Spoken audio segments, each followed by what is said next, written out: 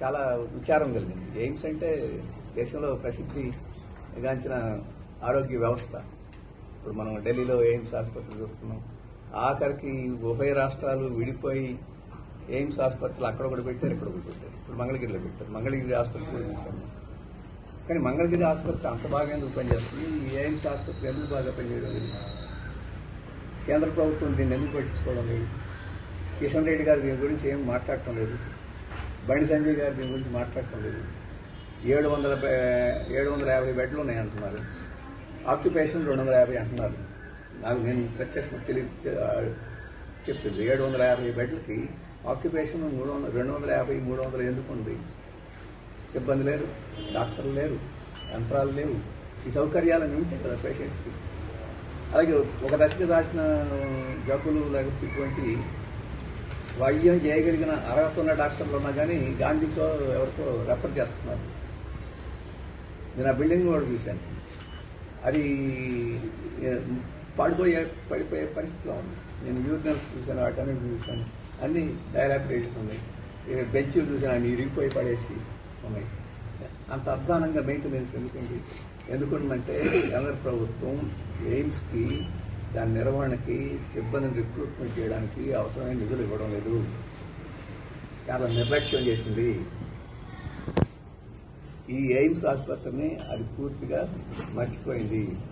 ఆ కేంద్ర ప్రభుత్వం దగ్గర ఒత్తిడి చేసి వాటిని తీసుకురావడంలో ఇక్కడ బీజేపీ నాయకులు, బీజేపీ మంత్రులు పూర్తిగా విఫలమయ్యారని చెప్పేసి నేను భావిస్తున్నాను.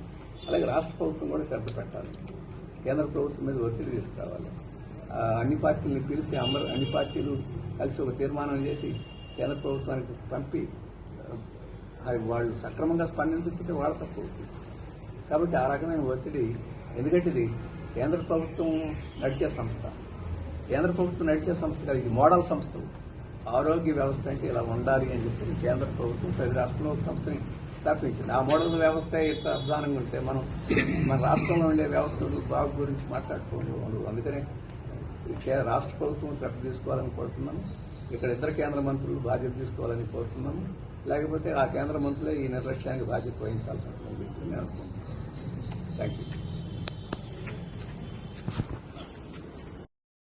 వైఖరి గురించి వివరించడం కోసం వివిధ దేశాలకు ఆ బృందాలను పంపిస్తున్నారు.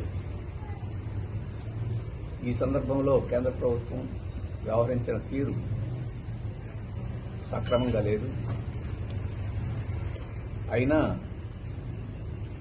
వివిధ అపోజిషన్ పార్టీలు దేశమంతా ఐక్యంగా ఉండి ఉగ్రవాదులను ఎదుర్కోవడానికి అనే సంకేతం ఇవ్వడానికి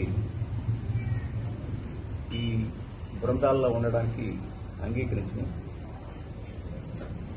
కానీ ప్రతిపక్షాల అంగీకారాన్ని ఒక బలహీనతగా భావించి ఈరోజు బీజేపీ కేంద్ర ప్రభుత్వం రాజకీయాలు చేస్తుంది.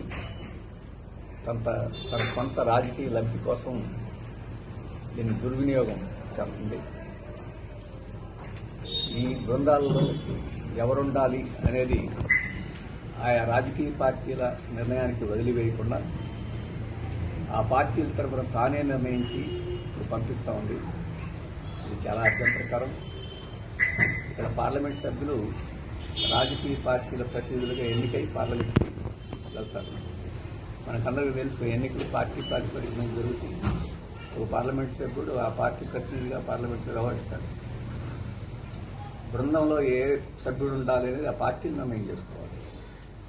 కానీ ఏ పార్టీ సభ్యుడు ఏ బృందంలో ఉండాలని ఈరోజు కేంద్ర ప్రభుత్వం నిర్ణయించి పార్లమెంటరీ ప్రజాస్వామ్యాన్ని అపహాస్యం చేస్తుంది. ప్రతిపక్షాలని పూర్తిగా నిర్లక్ష్యం చేస్తూ ఉంది. ఇది అప్రజాస్వామికమే కాకుండా నిరంకుశత్వం కాదు. అంటే ఇక ప్రతిపక్షాలకు విలువ లేదు, తనే ప్రతిపక్షం, తనే అధికార పక్షం అన్నట్టు ఒక నిరంకుశ పోకడిని వీటిలో ప్రదర్శించిందని చెప్పేసి మేము భావిస్తున్నాం. మీరు ఇవాళ కిరణ్ రిజిజు ఆయన చేసిన ప్రకటన చూస్తే ఇది స్పష్టమవుతుంది. పార్లమెంటరీ వ్యవహారాల శాఖ మంత్రి, కేంద్ర మంత్రి ఆయన మేము పార్టీని సంప్రదించాల్సిన అవసరం లేదు ఈ విషయంలో అని చెప్పేసి ఆయన చెప్పడం మరీ అభ్యంతరకరమైంది.